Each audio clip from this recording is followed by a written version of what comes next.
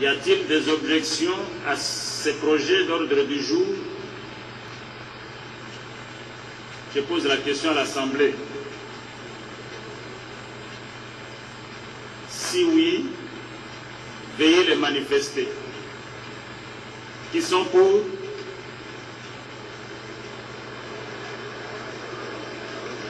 Merci. Qui sont contre?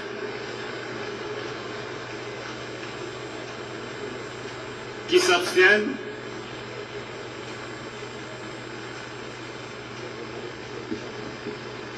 L'ordre du jour est adopté.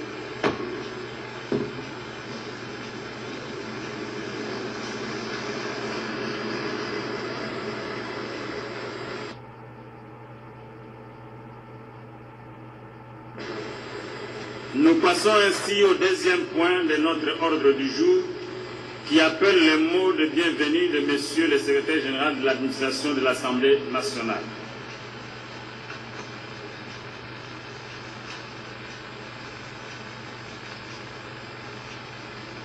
Honorables députés, Mesdames et Messieurs, c'est pour moi un réel plaisir de saisir cette occasion que m'offre ce jeudi 16 février 2012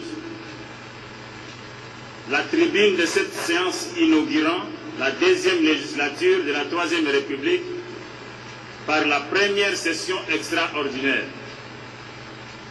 En ce moment où je dois m'adresser à la grande assemblée des élus de notre peuple, je me sens tout heureux de commencer par exprimer un double sentiment que ressent le personnel administratif de l'Assemblée nationale et à travers lui l'ensemble du peuple congolais lui-même.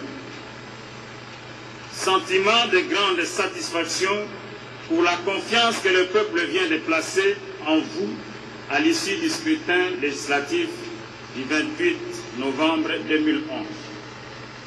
Autant je vous félicite très vivement au nom des cadres et agents de l'administration de l'Assemblée nationale et au mien propre, autant je vous présente, quoique tard, mes vœux les meilleurs de Nouvel An 2012. L'autre sentiment, c'est celui de vous accueillir avec l'immense joie dans cet hémicycle du Palais du Peuple. Aux uns et aux autres, je souhaite une chaleureuse bienvenue au sein de l'Assemblée nationale. La séance inaugurale de ce jour se tient conformément aux dispositions des articles 114 de la Constitution de la République démocratique du Congo et 224 de la loi numéro 06/006 du 9 mars 2006 portant organisation des élections présidentielles, législatives, provinciales, urbaines, municipales et locales, telles que modifiées et complétées à ce jour. Pour la deuxième fois, après 5 ans, le peuple congolais s'est rendu aux urnes à terme échu.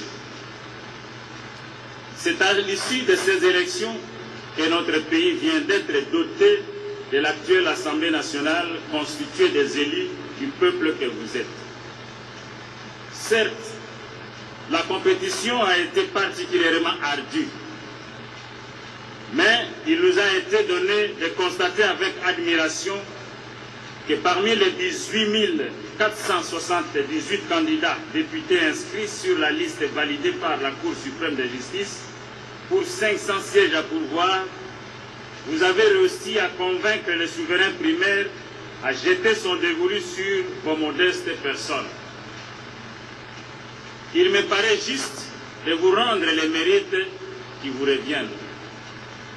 C'est pour moi une occasion encore de saluer ici la maturité, le sens élevé de civisme et l'engagement dont notre peuple vient de faire preuve par sa participation active au scrutin électoral et par les choix opérés en faveur des hommes et des femmes qui deviennent aujourd'hui ses représentants attitrés. Honorables députés, être député en cette deuxième législature est une lourde charge vu le pouvoir réel que le souverain primaire a désormais reconnu à l'élu.